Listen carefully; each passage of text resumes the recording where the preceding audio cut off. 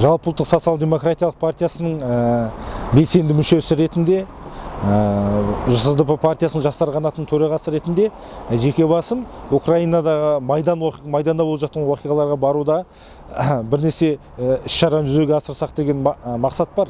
Ол бүгінде сонау халықтың, Украина халқының таңдауын, Украина халқының тілегін жеткізу жолында Украинадағы үлкен саяси күштер күш салуда.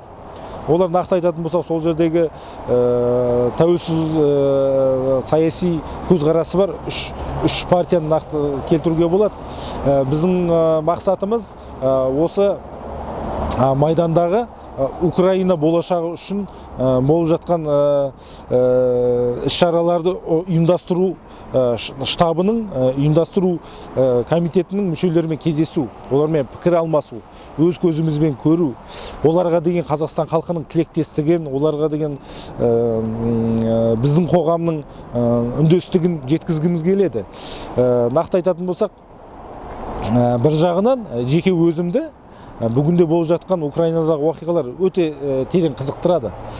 Яғни, осы болған оқиғалардың бастамасы, бұның басқа себептері, осы алғышарттары өзім зерттеуді мақсат етемін. Яғни, сол жердегі іс-шаралардың тікелей етене араласып, белгілі бір зерттеулер жүргізсек, нақты өзіміздің алдымызға қойған сұрақтарға жауап тапсақ деген ой.